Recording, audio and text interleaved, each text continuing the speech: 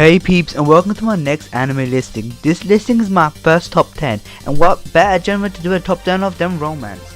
I mean sure, there probably isn't a lot of great romance animes, or at least I did not find many great romance animes, or there most likely are a lot more of a great romance animes which I haven't heard of with its mushiness and penis loving holes.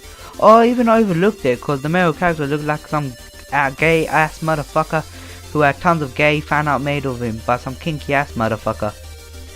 Anyway, on to the listing. Oh wait, and this will be broken up into two vids, hence the additional part 1 to the end of the title. Don't question me, I have a good reason for this. This anime is set in a typical slice of life high school romance genre such as the majority of the shoujo based romance animes. With this one, it goes something along the lines of this. Guy's friend touches girl's skirt, girl then roundhouse the guy in the face. Tons of girls hate the main girl, but the guy is just shocked and wants to get to know the main girl. Girl don't trust him at first as she is extremely antisocial and the guy is too popular and seen as a player for her to trust. The interaction between the two is tenser than a slut's clothing. I did fairly enjoy this anime at most, but it is not really anything special, hence as the first anime on this list. But keep in mind that it should still be considered a good one with it being on the list in the first place, as I had to cut out quite a few other animes which were really good romance ones. Now this was an anime which I had to look at this a few times before I even thought about putting it on. It was not because it was bad, in fact it was really good, and so you may be surprised why this anime is coming up so early in the list, but that's just because it's borderline of friendship and romance. But since I believe that this guy could be the first guy to ever get out of friend zone if this anime carried on, I had to put it on the list. This has a very nice and refreshing concept to it. The idea behind it is that the female who our main protagonist interacts with has a slight problem which forces the majority of her memories of her friend after a week to disappear. The protagonist that aims for a way to keep her and tries to keep her memories gets her to write it down all in a diary, and she starts memorizing things like that. But as the anime goes on, the reason why she loses the memory starts to reveal itself. I enjoyed this anime a hell of a lot and was definitely an underrated gem amongst the thousands of others. You should give it a go if you want to see some cute interactions. This is another anime which has a really nice and refreshing concept to it. It's none of that boy meets girl bullshit. Well, not really. Basically, the girl introduces her in an extremely weird way and grabs the attention of a lot of people in class.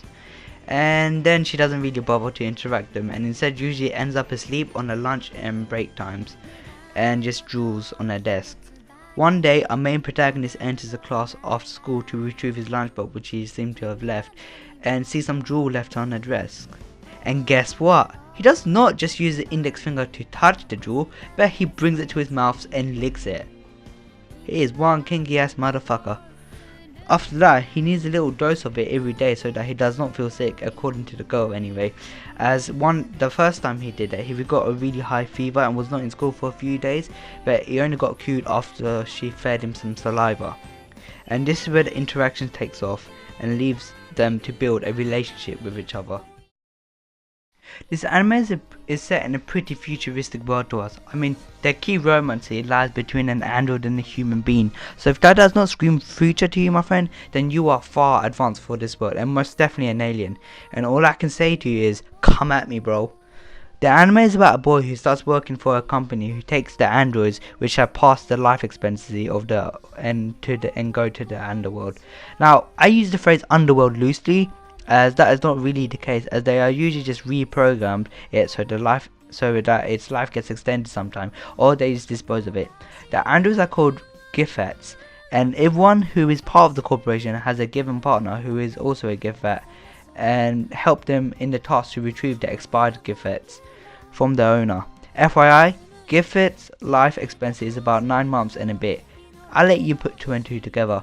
This anime is definitely one which I recommend and is one which I really enjoyed. It's a fairly new anime, by that I mean summer of 2015, but that was only last year. And yes, I know the phrase "that's so last year" shows age, but if you're going to use that, you might as well get on the floor and buckle like a little bitch you are.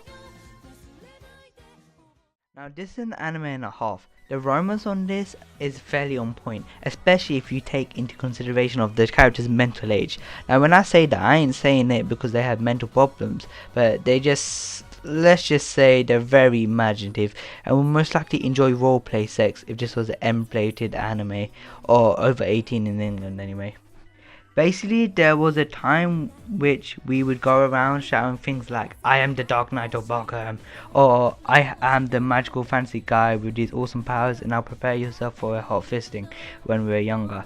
As we just got into anime and games when we were a lot younger and used to like roleplay as them. This would be considered fine when you were like 5 and 8, that is. But this definitely is not fine for children over the age of 13. I mean, come on, you should have hit puberty by then. The anime is basically saying a high school like thing in Japan where our main protagonist had grown up and left his Dungeons and Dragons name in the past. And you would expect everyone to, especially after they started high school. Oh, how wrong you are.